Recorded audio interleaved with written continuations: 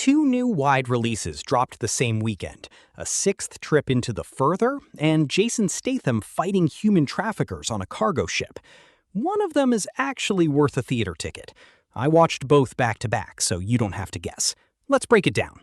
Both movies open in the same spot commercially, but they fall apart in completely different ways, and I want to show you exactly where. Here's the thing about Insidious 6. It's not a bad-looking movie. It's got atmosphere, Elise is back with the lantern, there are Easter eggs to the Red Door mythology. Lin Shaye is doing what Lin Shaye does. Critics who liked it are calling it atmospheric, with genuinely creepy ideas. But the consistent complaint, and I felt this too, is that it takes way too long to get moving. And then the third act throws so many supernatural rules and new characters at you that it collapses under its own weight.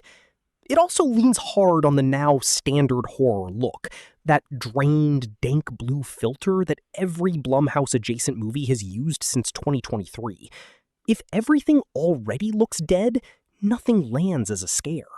Statham on a cargo ship sounds like Under Siege, and multiple reviewers are pointing at that exact comparison. Some kindly, most not. The plot: Statham's bodyguard is framed for his boss's murder, ends up on a ship that's running human trafficking, and has to fight his way through it. The good news, the third act delivers. Chains, stairwells, improvised weapons, Statham doing what Statham does, and it's reportedly some of his better hand-to-hand work in his recent run of films. The bad news, getting there is a slog.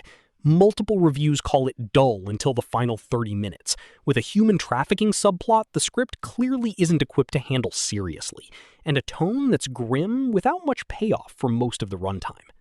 If you want atmosphere and don't mind franchise fatigue, Insidious Out of the Further is the safer bet. Lin Shaye alone is worth something if you followed this series, and the first two acts do generate real dread before the plot mechanics take over. Neither is a must-see in theaters movie, both are matinee or wait calls. Both of these opened into a box office still being dominated by Spider-Man Brand New Day and The Odyssey, both of which are weeks into release and still out-earning these new openers by 3-4 times on a Monday.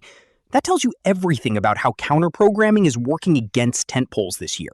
Mid-budget horror and action just can't punch through right now unless the reviews are exceptional, and neither of these got exceptional reviews. That's the comparison. A franchise horror sequel that looks better than it scares, and an action throwback that makes you wait too long for the good part.